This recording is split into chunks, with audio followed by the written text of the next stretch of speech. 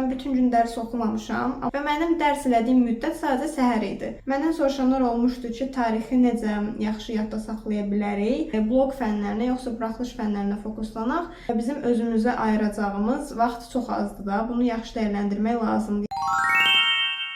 Bəziləri üçün bu çox da önəmli olmasa da, əslində 10-cu sinifi bitirdikdən sonra 11-ci sinifə keçəndə həmin o yayı yaxşı dəyərləndirmək lazımdır. Çox vaxt bizim 2 ay ya da 1 ay yarım vaxtımız qalır. Amma bu sizin fikirləşdiyinizdən daha çox vaxt əslində o müddəti biz çox yaxşı dəyərləndirə bilməliyik. Yəni nisbətən hazırlıqlar azalır, dərslər demək olar ki, olmur deyə biz bu istirahət müddətini yaxşı dəyərləndirməliyik ki, 11-ci sinifdə daha az əziyyət çəkək. Təbii ki, demirəm ki, bütün yayı siz dərs oxumalısınız, çünki mən elə deyildim. Mən ümumiyyətlə yay fəslini çox sevirəm və mənim düşüncəmə görə əgər yayda mən istirahət edə bilməsəm, mən yayı normal keçirmiş olmuram. Təbii ki, yəni dərs də eləyirik, amma istirahətdən də qalmaq lazım deyil. Çünki mən bilirdim ki, 11-ci sinifdə çox oxuyacağam, çox yorğun olacağam. Ona görə də bütün yayı deməyim, dərs də eləyirdim, istirahət də eləyirdim, amma istirahətə daha çox vaxt ayırırdım. Çünki 11-ci sinifdə onu eləyə bilməyəcəkdim. Amma əgər siz, məsələn, bloq və ya buraxılış fənlərindən çox zəifsinizsə və 10-cu sinif ərzində heç bir şey oxumamısınızsa, yəni yaxşı dəyərləndirə bilməmisinizsə, bu yay həqiqətən sizin üçündür. Bu yaya əgər çox yaxşı keçirə bilsəniz, bütün 10-cu sinifin yəni acığını çıxa bilərsiniz də bu yaydan. Nəysə və dediyim kimi 11-ci sinif bəziləriniz üçün çox çətin ola bilər. Yəni heç yaşamadığınız stres, həyəcan, gələcək qorxusu, ixtisas seçimi falan filan bunları yaşayacaqsınız deyə bu yayı, necə bu yayın dadını həm çıxara bilərsiniz, həm də daha produktiv ola bilərsiniz. O haqqda danışacağam bu videoda. İlk öncə özüm yayda nə edirdim, necə dərs oxuyurdum, necə istirahət edirdim falan, günümü necə bölürdüm, onlardan danışmaq istəyirəm. Ümumiyyətlə, mən səhər adamıyam və mən üçün səhər tezdən oyanmaq həqiqətən də çox gözəl bir hissdir. Əgər səhər mən 10-da falan oyanıramsa, çox əsəbi oluram ki, gec oyandım. Səhər 7-də, 6-da oyananda hava sərinə olur, həm də çox gözəl hiss yaranır sizdə ki, ayda tezdən durmuşam və bütün gün mənimdir də. Yəni günün çox hissəsini özümə ayıra bilərəm, dərs eləyə bilərəm, istirahət eləyə bilərəm və çox vaxtım var da bu gün nəysə. Mən səhər çalışdığım qədər tez oyanırdım. Düzü demirəm, hər gün mən 7-6-da dururdum, yalan deməyəcəm. Yəni çox şey çatdırmaq üçün mən səhər tezdən oyanırdım ki, ən birinci dərsləri eləyim. Daha sonra istirahət eləyərəm. Çünki mən elə bilirəm ki, istirahətdən sonra dərs eləmək çox da yaxşı bir hiss deyil. Çünki məsələn, dərs eləyəndə bilirsən ki, dərs eləyəcəm, bunu qutarım, istirahət eləyəcəm də. Ən azından bir şey sənə motivasiya salır ki, bu dərsi eləyim, qutarım. Amma istirahətdən sonra dərs eləmək o qədər də yaxşı fikir deyil məncə. Gəlin daha aydın izah eləyim ki, günlərinizi necə planlaya bilərsiniz? Ya yatmazdan əvvəl bir dənə vərəqə səhər eləyəcəklərinizi yazın, ya da səhər oyanan kimi vərəqə bugün eləyəcəyiniz şeyləri yazın. Çünki niyə bunu yazmaq sərf eləyir? Təsəvvür edin, siz yazmamısınız və qalıb fikirləşəcəksiniz ki, mən bugün nədən başlayım, hardan oxuyum, hansı mövzuları oxuyum, hansı səhifədən, hansı fəndən başlayım deyə vaxt itirəcəksiniz və bu da yaxşı bir şey deyil məncə. Çünki bizim o qədər də çox vaxtımız yoxdur. 2 aydan çox az vaxtımız var. Bəlkə də bəzi hazırlıqlar avqustun ortasından ya da əvvəlindən başlayacaq, onu bilmirik və bizim özümüzə ayıracağımız vaxt çox azdır da. Bunu yaxşı dəyərləndirmək lazımdır. Yəni hər saniyə, hər dəqiqə belə çox vacibdir bizim üçün. Məsələn, vərəqə yazırsınız gecə ki, mən sabah riyaziyyat oxuyacağam. Riyaziyyatdan, nə bilim, bilmədiyiniz mövzuları, daha çox zəif olduğunuz mövzulara və fənlərə fokuslanın. Bir nəfər də mənə sual vermişdi ki, bloq fənlərinə yoxsa buraxılış fənlərinə fokuslanaq. Düzün deyim, mən buraxılış fənlərindən təkrar eləmirdim yayda. Mən sadəcə bloq fənlərindən təkrar eləyirdim. Çünki buraxılışı belə az da çox bilirəm. Çünki 9-cu sinifdən gedirdim. Amma bloq fənlərindən 10-cu sinifdən getdiyimə görə, yəni proqram bitirməmişdik deyə zəif olduğum mövzular var idi. Çox vaxt tarix oxuyurdum, ədəbiyyat oxuyurdum və riyaziyyat arada bir eləyirdim. Amma çox da eləmirdim, kaş eləyəydim yəni. Mən yazırdım ki, sabah tarixdən filan mövzuları oxuyacağam və test işləyəcəm topludan. Niyə topludan deyirəm, başqa vəsait demirəm? Çünki uşaqlar başa düşün, həqiqətən də topludan suallar düşür. Yəni demək olar ki, topludan sual götürürlər, basırlar imtahana, bloka. Hətta bu ildə birinci şans imtahanında 3-cü qrupların situasiyasına tarixdən elə topludakı situasiya düşmüşdü də. Yəni çox asan idi. Mənə çox asan gəlmişdi. Ümid edirəm sizə də asan olub. Yəni gördüyünüz kimi bəziləri demişdi ki, toplu çox asandır, topludan düşmür. Amma mən sizə demişdim ki, topludan sadəcə işləyin və hələ də toplunu işləyib bitirməyənlər də var. Bilmirəm siz nəyi gözləyirsiniz. Yəni toplunu hətta 5-6 dəfə bitirin ki, o sualları əzbər bilin. Çünki həqiqətən mənim yadımdadır, mən topludan suallar işləmişdim. İmtahandan 1-2 həftə qabaq ya da 1-2 gün qabaq. Həmən elə suallar eyni tipdə suallar, cavabını bildiyim artıq suallar düşmüşdü bloka və təbii ki, mən blokdan çox yüksək nəticə toplamışdım. Amma mən çox vaxt hər gün vərəqə yazmırdım. Mən həftələri günlərə bölürdüm. Məsələn, həftədə 7 gün var. 1, 3, 5-ci günlər mən tarix oxuyurdum. Tarixdən testlər işləyirdim. 2, 4, 6 çox vaxt ədəbiyyat işləyirdim və arada da rus dilində işləyirdim. Məsələn, səhər durdum, gördüm bu gün 1-ci gündür, bu gün tarix oxuyacağam və tarixdən bilmədiyim o türk dövlətləri var. Məsələn, mən onlardan çox zəif idim.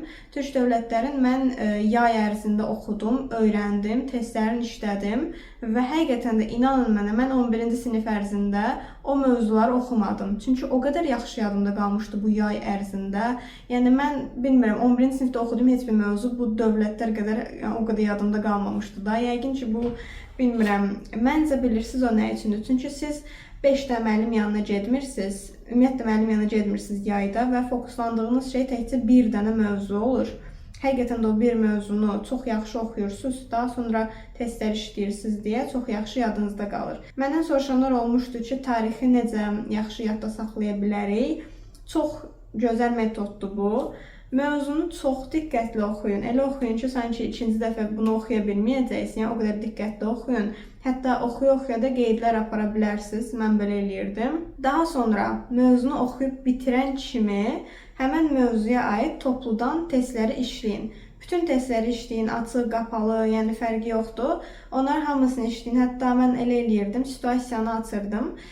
Topludakı situasiya sualların və həmən oxuduğum mövzular, məsələn, mövzumuz Osmanlılardır. Osmanlılara aid situasiyaların hamısını işləyirdim. Belə çox yaxşı yadınızda qalacaq və testlərdə elədiyiniz səhvlərdən siz başa düşəcəksiniz ki, o mövzuda nəyi anlamısınız, nəyi anlamamışsınız və çalışdığınız qədər telefondan uzaq durun, xahiş edirəm. Başa düşürəm, siz indi PDF-ləri telefondan ya da kompüterdən işləyirsiniz. Yəni kompüteriniz varsa, kompüterə atın bütün PDF-ləri. Hətta mən şey eləmişəm, WhatsApp web açmışam. Oradan bütün PDF-ləri açırdım ki, sırf telefona girməyim də. Çünki telefon həqiqətən istər-istəməz telefondur da, yəni hər şey var telefonda deyə. Siz istər-istəməz deyirsiniz ki, 5 dəqiqə baxım, yoxlayım kim mənə, çek eləyim ki, kim mənə yazıb. O 5 dəqiqə olur 15 dəqiqə, 15 dəqiqə olur yarım saat olur 1 saat, sonra 2 saat, sonra bir də gördünüz ki, gününüz gedib və sonra da deyirsiniz ki, dərs eləməyə vaxtım olmadı. Əslində vaxtınız var. Sadəcə sizin vaxtınızı alan şeylərdən uzaq durmaq lazımdır. Demirəm, full telefondan uzaq durmaq lazımdır. Sadəcə dərs elədiyiniz müddət ərzində telefonu ya digər otağa qoyun, ya da kiməsə verin. Mən məsələn elə eləyirdim. Verirdim anama telefonu ki, deyirdim ki, mənə bu telefonu sənə istəsəm də vermə bu telefonu. O deyir ki, okey, ona da sərf edir bu. Və çalışın, əgər PDF-i belə varsa testin, hər hansısa bir vəsaitin, onu çıxartdırın. Çünki elə daha yaxşı olur. Məsələn, mən çox xoşum gəlir ki, kitabın özündən işləyim, testləri və ya kitabın özündən oxuyum, nəinki telefondan oxumaq.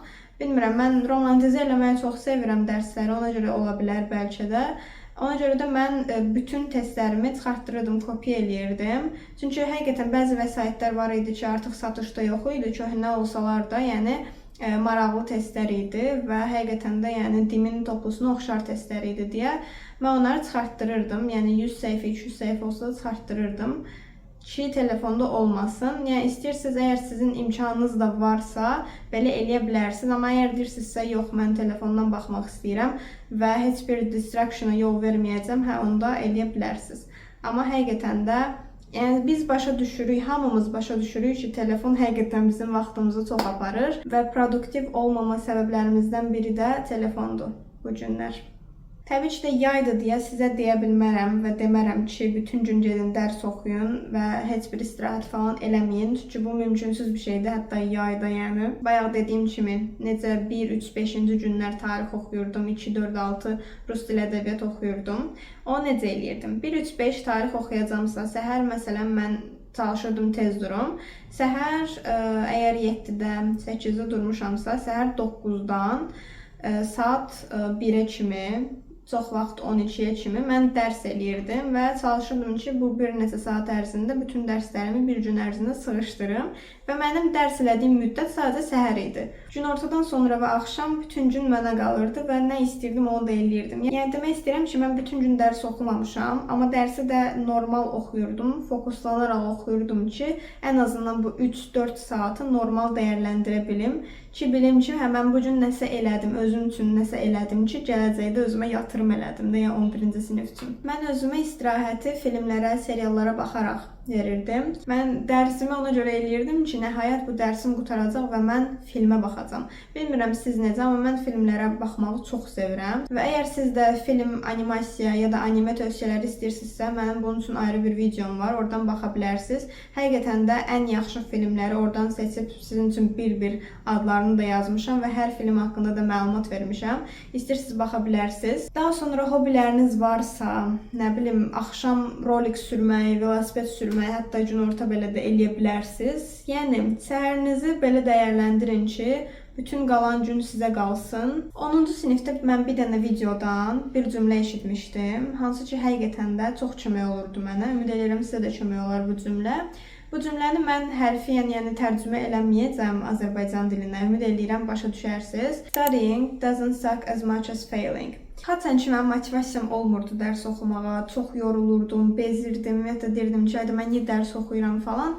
Bu cümləni oxuyurdum və həqiqətən də bu cümlə sizi çox düşündürür. ChatGPT-dən bunun çox gözəl bir tərcüməsini tapdım.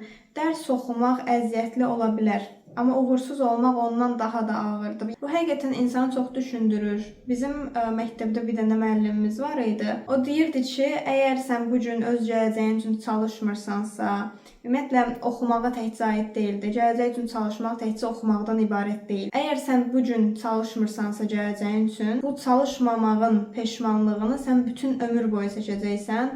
Ona görə də peşman olmamaq üçün çalışın. Çünki bilirsiniz ki, bu yatırımdır bu. Və buradan da o müəllim əgər məni görürsə, ona çox sağ ol deyirəm. Əgər bu cümləni siz başa düşdünüzsə, həqiqətən də sizin həyatınızı dəyişə bilər. Düzdür, bilirəm, motivasiya gəlib keçən bir şeydir. Ömür boyu siz motivasiyanı daşıya bilmirsiniz. Amma bəzən motivasiyadan, ruhdan düşdüyünüzü gördüyünüzdə bu cümləni yada salın və ümid edirəm ondan sonra dərsə çalışmağa biraz da həvəs yaranar sizdə. Son olaraq sizin verdiyiniz suallara cavablandıracağam. Əgər siz də belə sorğularda iştirak etmək istəyirsinizsə, WhatsApp kanalıma qoşula bilərsiniz. Orada mən sorğu yerini açıram ki, çox vaxt yeni video seçəndə sizin əgər nə suallarınız varsa, mən bu videoda cavablandırım.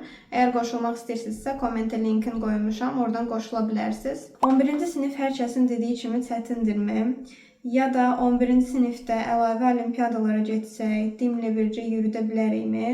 Günlük nə qədər əlavə aktivitelərə vaxt ayıraq, sentyabrdan başlayaraq buraxılışa, yoxsa bloka fokuslanaq? 11-ci sinif çətindir. Yəni, təsəvvür siz 3 dənə, 4 dənə, 5 dənə imtahana hazırlaşırsınız. Təbii ki də çətindir. Amma dediyim kimi 10-cu sinifi yaxşı dəyərləndirsəniz, 11-ci sinifə o qədər də güc düşməyəcək və buna əgər çətindir sualına 10 üzərindən qiymətləndirsəm, 7 verərəm. Yəni 7 qədər çətin idi. 11-ci sinifdə əlavə olimpiadalara getmək məncə yaxşıdır. Çünki sosial həyatınıza önəm verin. Mən sosial həyatıma önəm vermədiyim üçün hal-hazırda peşmanam. Yəni kaş sosial həyatıma daha çox önəm verəydim. Hətta əgər Bakıdasınızsa, çünki bəzi regionlarda bu olmur. Əgər Bakıdasınızsa Formula 1-ə falan qatıla bilərsiniz və digər könüllülərə qatıla bilərsiniz. Ən azından universitetə başlayanda siz nəsə hansısa bir könüllüyə ya da layihəyə qoşulmaq istəyəndə sizin təcrübəniz olsun belə şeylərdə. Təbii ki də vaxt ayıra bilərsiniz. Mən vaxt ayırmırdım deyə mənim üçün asan olmuşdu. Amma əgər siz olimpiadalara getsəz, biraz sizin üçün çətin ola bilər. Amma bu çətinliyi də çox çəkməyəcək, yəni narahat olmayın. Sentyabrdan başlayaraq həm buraxılışı, həm bloka eyni dərəcədə fokuslanmağınızı tövsiyə eləyirəm. Çünki buraxılışa 1-2 ay qalmış. Siz istər-istəməz blokun başını buraxacaqsınız və buraxılışa fokuslanacaqsınız. Ona görə də məncə ikisinə də fokuslanın. Hələ ki, ikisinə də çalışdığınız qədər eyni dərəcədə hörmət eləyin. Müəllim nə verirsə, hansı testləri verirsə, hamısını yaxşı-yaxşı işləyin. Burada bu arada 11-ci sinifi bitirmiş məzunların da sizə məsləhətləri var. Hər dərsin ikinci hissəsini oturub işləyin. Çünki imtahan suallarının 70%-i ikinci hissədən düşür və hazırlıq müəllimləri mövzuları çatdırsın deyə çox test-test keçirlər. Mövzuları istəmsizcə yaddan çıxır. İkinci dəfə isə o mövzunu təzədən işləyəndə əla yadda qalır. Mən buradan 11-ci siniflərə keçənlərə deyərdim ki, yayda ən azından oxusunlar. Sonra o ortama gələndə gözünüzü açıb yumacaqsınız ki, imtahanlar bitib. Səhər 5-də durub dərs eləməyin, yuxunuz çox vacibdir. Mən elədim, heç nə də olmadı. Yəni 5-də durmağa ehtiyac yoxdur. Normal yuxu rejiminiz olsun. Əgər 5-də duracaqsınız belə, gecə 9-da yatın. Yayda dərs oxumağın əslində çox faydası var. Mən yayda hazırlıqlarım davam edirdi. Ana dili və riyaziyyat, ona görə proqramı bitirmiş halda 11-ci sinifə başladım. Sinifdəkilər falan qaça-qaç proqram bitirəndə mən rahat-rahat sınavlarda iştirak eləyirdim. Yayda dərs oxumalıyıqmı? Bəli, amma çox da yox. Çünki tanıdıqlarım hamı oxuyur. Bəs 11-də yorğunçuluğa səbəb ola bilər. Məncə yox, çünki yayın 11-ci sinifə aidiyyatı var. Sadəcə biraz başlanğıcda biraz problem ola bilər ki, siz məsələn əgər full bütün yayı oxumamısınızsa, 11-ci sinifə belə bir dəfəlik başlayanda biraz əsəbləşəcəksiniz ki, yayda mən dərs oxumaq istəmirəm, başlamaq istəmirəm, istirahətdən qayıtmaq istəmirəm kimi fikirlər olacaq. Ona görə də biraz özünüzü yavaş-yavaş dərs oxumağa öyrəşdirin. Bunun inanmıram ki, 11-ci sinifdə sizə heç bir yorğunluq inanmıram yaratsın, çünki məndə belə bir şey olmamışdı. Düzdür, yorğun gəldiyim vaxtlar olurdu, yatmaq istədiyim vaxtlar olurdu, amma yatmırdım. Çünki bilirəm ki, mən bütün gün 8 saat yatıram da, gecə full mən yuxumu alıramsa, mən niyə gündüz də yatmalıyam? Çox mənasız bir şeydir. Yatıb niyə vaxtımı itirim? 11-ci sinif neçə saat dərs oxumalıdır, neçə saat telefona baxmalıdır, bir də necə oxuyum ki, oxuduğum yadımda qalsın. Yadda qalma problemi üçün demişdim, əgər mövzunu oxuyursunuzsa, bir dəfəlik olaraq topludan testlər işləyin həmən mövzu haqqında, çox yaxşı yadda qalacaq. Bu çox gözəl metoddur, mən bundan istifadə edirdim. Neçə saat dərs oxumalıdır deyə bir şey yoxdur. Əgər müəllimlərin verdiyi bütün tapşırıqları yazmısınızsa, hətta əlavə bir işdən sınav işləmisinizsə, gününüzü normal dəyərləndirin. Əsas odur, müəllimlər nə verir, hamısını işləyin. Əgər vaxtınız qalırsa, ondan sonra sınavlar işləyin. Neçə saat telefona baxmalıdır? Maksimum telefona baxmağı azaldın. Çalışın hər şeyi ya kompüteriniz əgər varsa kompüterdən eləyin, ya da hər şeyi çıxartdırın ki, kitabların özündən, vəsaitlərdən işləyin. Məndə maksimum telefona baxdığım saat 4 saat olurdu. O da haçan ancaq telefondan işləyəndə PDF-ləri, deyəcəksiniz 4 saat, sən cəmi 4 saat dərs oxuyurdun. Təbii ki də yox, müəllim yanına falan gedirdim və məncə 4 saata bütün testləri işləyib çatdırmaq da yaxşı bir şeydir. Salam, mən ingilis dilindən hələ ki esse işləyirəm. Sizə qrammatikanı təkrarlamaq lazımdır. Çünki qrammatikadan yaxşıyam, amma essem çox zəifdir.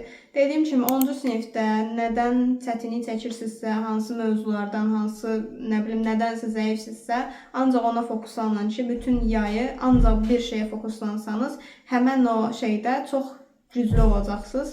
Bunu sizə tövsiyə edirəm. Esse işləyin. 100 dənə esse yazın da bu yay ərzində, 200 dənə esse yazın. Ən azından esseni yazmağı biraz düzəldin.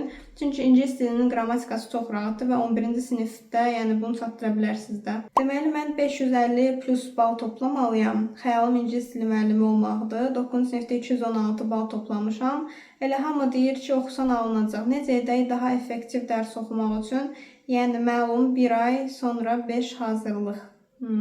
Belə deyim də, siz sırf 9-cu sinifdə 216 bal toplamısınız deyə, o sizi qarantiləmir ki, siz məsələn 11-ci sinifdə 216 ya da 216 plus toplayacaqsınız. Ruhdan salmaq üçün demirəm, olanı deyirəm. Çünki mənim də tanışlarım var idi, 9-cu sinifdə 250, 220 plus yığmışlar, amma 11-ci sinifdə 200-ü keçə bilmədilər. Çünki özlərinə çox güvənirdilər. Təbii ki də əgər 550 plus bal toplamaq istəyirsinizsə, bu böyük bir rəqəmdir və bunun üçün çox çalışmalısınız. Özünüzə, yəni sırf 9-dan necə toplamısınız deyə güvənmək lazım deyil. Çünki 9-un və 11-in proqramı çox fərqlidir və ildən ilə dəyişilir, çətinləşir. Təbii ki də oxusan alınacaq. Daha effektiv dərs oxumağın əslində dərsi necə oxumağa aidiyyatı yoxdur. İlk öncə öz sağlamlığınıza fikir verməlisiniz. Çünki əgər siz bütün gecə, yəni yatmamısınızsa, 2 saat cəmi yuxu almısınızsa, siz nə qədər effektiv oxumağa çalışsanız, nə qədər produktiv olmağa çalışsanız, sizin başınıza heç bir şey getməyəcək və yadınızda heç bir şey qalmayacaq. Yəni yuxunuza fikir verin. Telefona az baxın, çünki telefon insanı yorur. Ümumiyyətlə mən telefona və kompüterə eynək ilə baxıram. Ultraviolet şüalarını bloklayan eynək. Siz də ondan çalışın alın. Çünki mən telefona ya da kompüterə o eynəklərsiz baxsam, başım 1 saata başlayır ağrımağa. Yəni buna da fikir vermək lazımdır. Öz sağlamlığınıza da fikir vermək lazımdır. Effektiv oxumağa gəlsə isə, mən inanın mənə çox fərqli bir şey eləmirdim effektiv oxumaq üçün. Sadəcə müəllimlər sizə nə verir evə tapşırıq olaraq, hamısını, baxın, axıra kimi hamısını eləyin. ChatGPT-dən istifadə eləməyin, internetdən istifadə eləməyin. Maksimum bilmirsinizsə, gedib müəllimə deyin ki, müəllim, mən başa düşmədim, səhv elədim, səhvim budur, mənə izah eləyin. Yəni sizə internet də izah eləyə bilər, amma sizin müəllim qədər yəni heç kəs sizə izah eləyə bilməz də. Yəni məsələn, internet sizə 2 cür izah eləyə bilər, amma bəlkə müəllimin sizə verdiyi izah hamısından asan olacaq və daha yadda qalacaq. 11-ci sinifə keçənlər üçün məsləhətlərim bitdi. Ümid edirəm bu yayı çox yaxşı dəyərləndirə bilərsiniz və bu videonun sizə çox faydası olar və ümid edirəm ki, bu 11-ci sinif sizə çox uğurlu gələr və çox gözəl nəticələr toplayarsınız imtahanlardan. Hamınıza uğurlar arzu edirəm və belə videoların daha çox gəlməyini istəyirsinizsə, abunə olmağı unutmayın. Növbəti videolarda görüşərik.